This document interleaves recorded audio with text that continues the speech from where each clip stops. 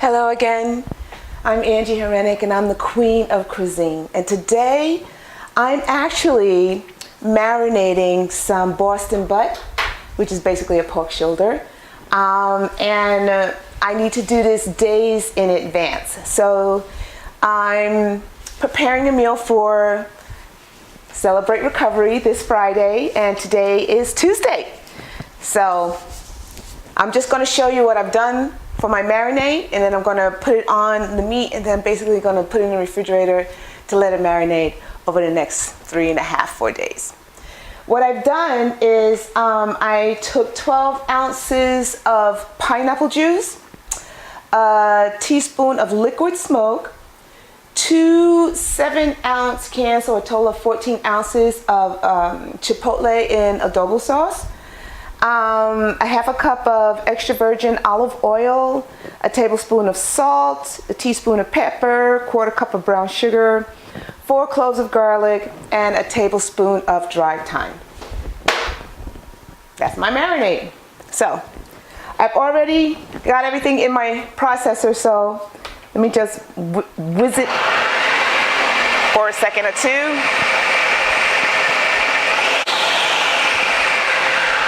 I really love my processor. This thing is amazing. What a great investment. So, okay, here we go. Oh, that smells remarkable. So anyway, I'm just gonna pour this right on top of my... This is the best way to add flavor to your meats, is to just let it marinate in whatever you want for a long time. All that flavor will get right in that meat real good. Oh yes, that fat will render down. That's also added flavor. So you always want to cook with the fat side up, because then the fat will go into your meat as it cooks, and that's where you get that added tenderness and flavor. So you definitely don't want to lose that. So that's all there is to it. That's it for now. I see you guys on Friday when I'm putting this in the oven. So just took it out the oven, so we're both getting the first glance together. Woo-hoo-hoo! Pick at it just to see how tender it is. It's been baking, oh my gosh, for 6 hours at 285 degrees. Look how tender that is.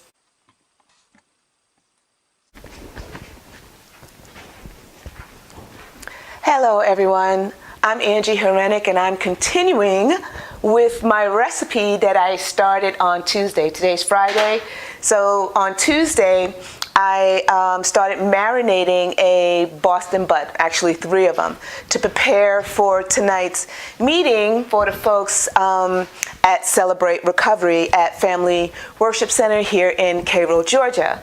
So to complete the recipe, I have to do that today because dinner service is just a few hours away, and I just want to make sure that I get this right for all the folks there. That marinade that I have with my, that I made with the Boston butt, I'm going to make sure to share that with you on my site. I don't think I need to read it to you right now. And right now, actually, I'm in the process of making homemade hamburger buns. So to start, I have my water that's at 110 degrees exactly. I don't know if you guys can see that, but that's what it needs to be, that temperature or below, to be ideal for the yeast to blossom. So I have 2 1/4 teaspoons of instant yeast that I'm just going to mix together, get it to blossom a little bit. And you know, every time I make this bread, my intent is to put the sugar in with the yeast water, and I always forget, but it blossoms because it's faster when it does it that way. We have something to feed off of, right? So, but this will be fine. So I'm going to let that get itself going. And in the meantime, I'm going to divide this concoction up. And all this is 4 cups of milk, whole milk, with 2 sticks of homemade butter and about 1 1/3 of sugar. And it made a total ounces came up to be like 5 ounces.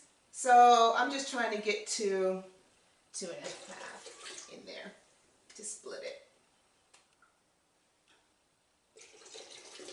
And the other half is going to go in my Ninja. All right. All right. Put this here on the side. My dough hook is in there. Look at that, the yeast. Look at that. When you see that frothiness like that, you're good to go. Now, don't walk away from this because this is alive and it will continue to grow and grow and grow until it overflows. Not to say I'm speaking from experience or anything like that. I'm just giving you FYI. So anyway, I have a 1/2 cup of warm water with 2 1/4 teaspoons of yeast going right in. Getting all my liquids in. I have 3 ounces of pineapple juice. That's also going to be going in. I'm splitting up the recipe because, as I mentioned, I just don't have enough room in one unit. So, and I need to make sure that I get this done in a proper amount of time. So I'm going to do the same on the opposite side over here. Put all the ingredients in the food processor with the dough hook on it. Okay. And that's that. And then I'll just have to put some flour. Ooh, dough hook. I don't like touching drawers when I'm cooking, so this is why I have everything out. Please forgive me. I don't know. This is the way I like my kitchen to be. Anyway, so just put half of my flour, bread flour. I have a total of 8 cups. So I'm just going to put some in right now, maybe half, just to see what happens, because I need to check out the consistency. I don't know if you noticed, but it's a beautiful day outside today. Absolutely gorgeous day. Dough has finished mixing in the stand mixer as well as in the food processor. Now I'm just oiling my bowls. I just use regular spray oil at this point. My bench scraper to scrape out my dough. And I'm just going to put it right into our oil bowl. There we go. I don't need to knead it on a counter at all at this juncture. I had it kneading in this for approximately 6-7 minutes. So I think that worked out.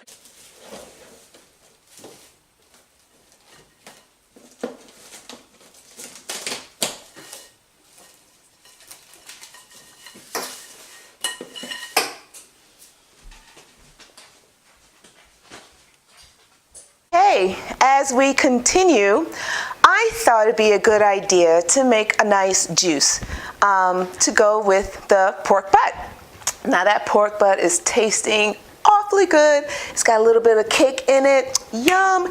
And this is a really good way of getting in your vegetables and having a real good drink at the same time. Anyway,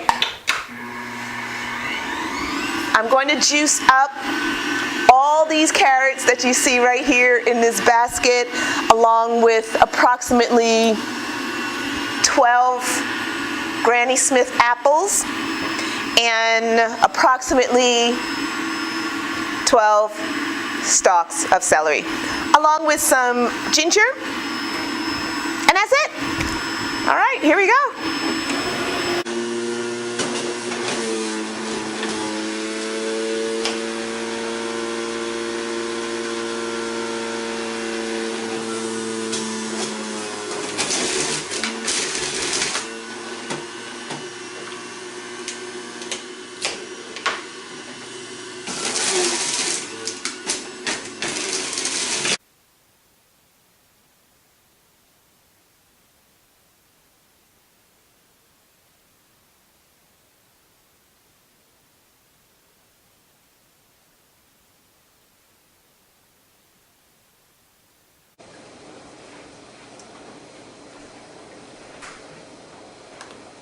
And then once you measure out the 3 ounces, you're just going to take your dough, kind of fold it over a few times, and then with the oil in your hand, you want to just push it up between your forefinger and your thumb.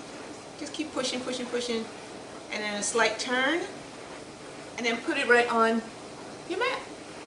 My bread rolls, it's almost got a little hint of like the Hawaiian rolls because of the pineapple juice that I put in it, but it's very, very light, so I'm not calling them Hawaiian rolls. I'm just calling them, you know, pineapple dinner rolls. Now, normally I would use one of these silicone brushes or paint brushes to brush cream on top of my rolls. Unfortunately, I don't like doing that because when I do that, the weight and the pressure from my hand and everything tends to deflate the rolls. So what I need to do now instead is I have a spray bottle, so let's pray your hopes, and I just spray it with milk, with the cream. That way there's no weight whatsoever. Get it in sprayed.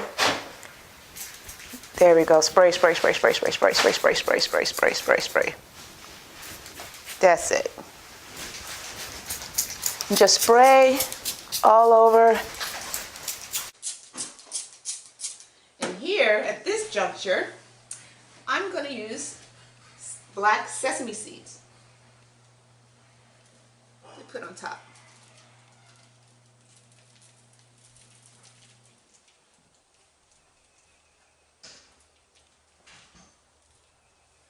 I thought it was a nice contrast instead of regular sesame seeds.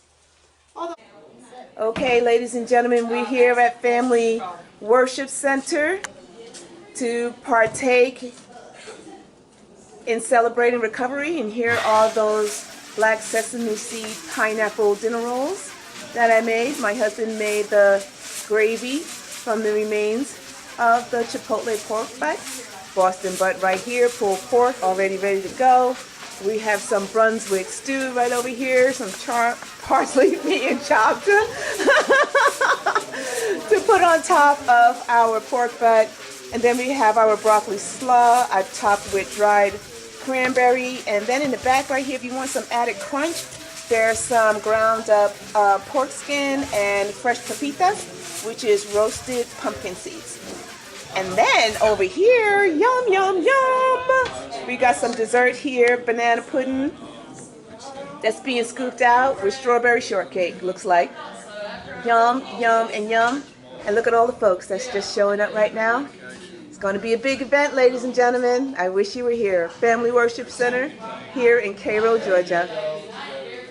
See you next time.